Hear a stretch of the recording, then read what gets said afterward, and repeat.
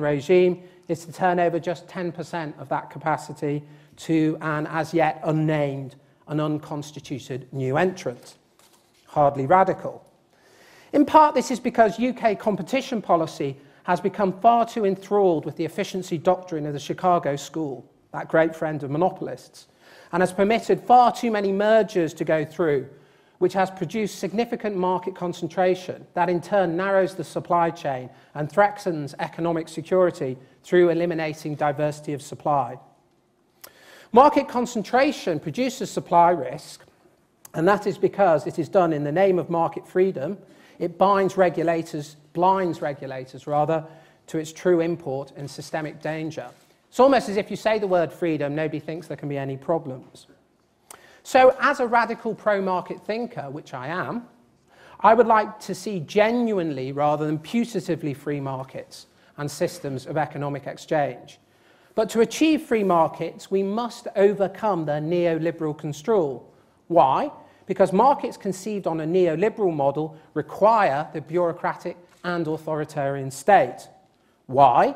Because if the economic actor is conceived as purely self-interested, as obeying no external codes, as living only by the internal diktat of their will and volition, then this actor needs regulation and tight external control. Otherwise, they will violate the rights of others, who also conceived on a similar aggressive model will seek to do exactly the same. So something external to neoliberalism is required in order to police this model, something with absolute power and authority, the state. Thus, neoliberalism or market fundamentalism requires all the bureaucracy and external management of the state in order to function and trade. Hence, there is nothing efficient about neoliberal efficiency and nothing free about its freedom. By way of contrast, a capitalism based on trust does not require external regulation or control. A capitalism based on reciprocity, free, open and honest exchange, has little bureaucracy or state power associated with it. A civil economy drives down the cost of suspicion that self-interest creates, and a civil economy crowds in good behaviour rather than bad. A culture of internal ethos rather than external regulation creates a whole new model of social capitalism that radically reduces the barriers to market entry. Now, let's not forget the barriers to market entry are erected by both market and state. And these barriers are created from suspicion.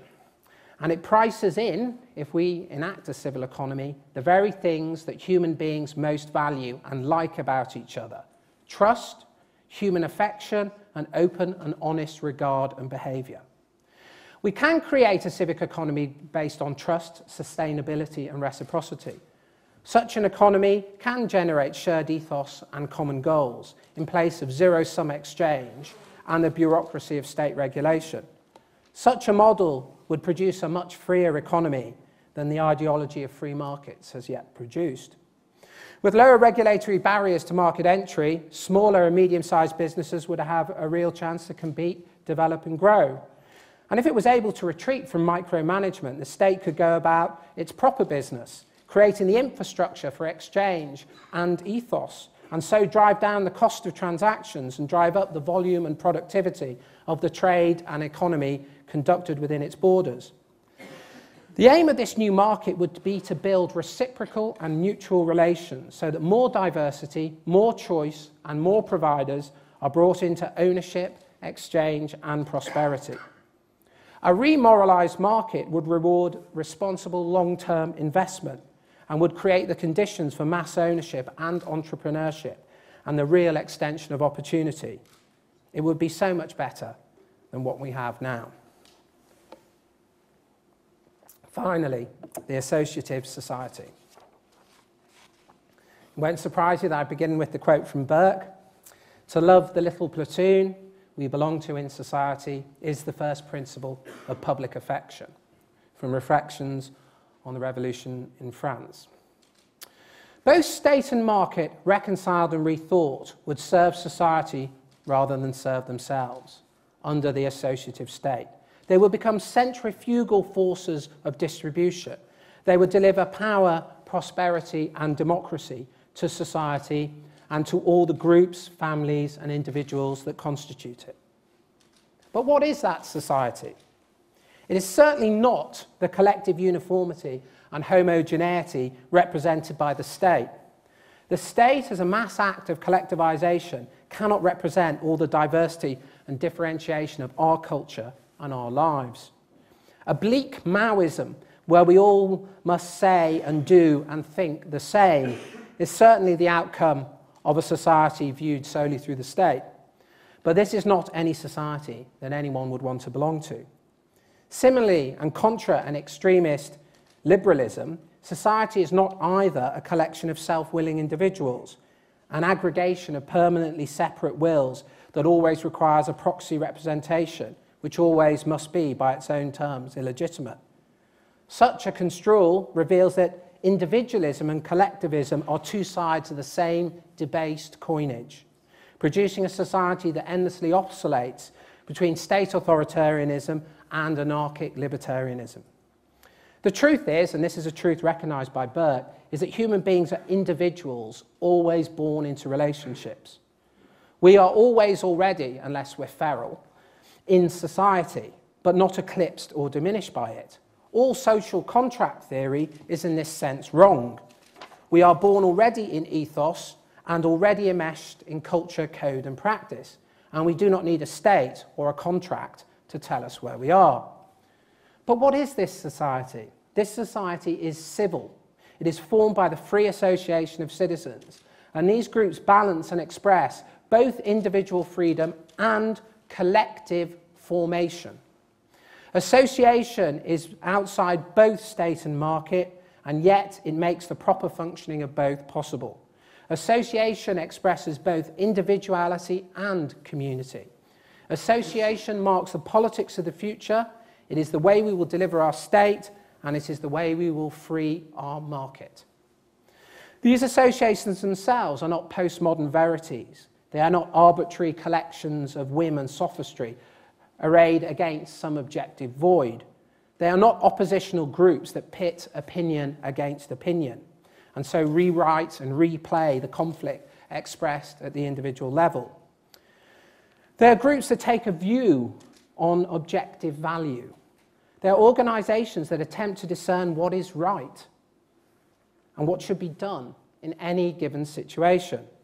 As essentially conserving and conservative, they must believe in something worth preserving, or else they would be permanent revolutionaries, believing that nothing is inherently good or valuable, and so that nothing need be preserved, like Pol Pot with his permanently endorsement of year zero. Conservatives are not like that, because on the contrary, they believe in something valuable. They can offer it to others, because without an account of value, there can be no proper distribution of what is valuable. The key point is, unless you know what you need to distribute equally, you cannot have equality. Equality itself relies on account of what it is valuable that we should distribute. If you lack that account, then what is your equity? How do you know, and in what respect should you be equal? There is then no conflict between a radical conservatism and its democratic extension. The associative society is like this. It is good men and women taking responsibility and trying to ascertain the common good. And because they acknowledge that there is such a thing, and in contrast to the liberal thesis of liberty arising from permanent conflict, they can make common cause with those who differ and create a free and equal society based on such a debate. And if we are to rebuild and heal our broken society, it will be from the bottom up, through civil association. In order to reclaim a civilized society, market and state should not be regarded as the ultimate goal or expression of humanity. They are the means by which we achieve our end. They are not the end itself.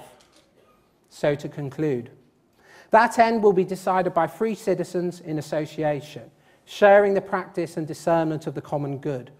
Contemporary, transformative conservatism recognises that the common good is its true goal and is indeed the basis of a new Tory New Deal. Thank you.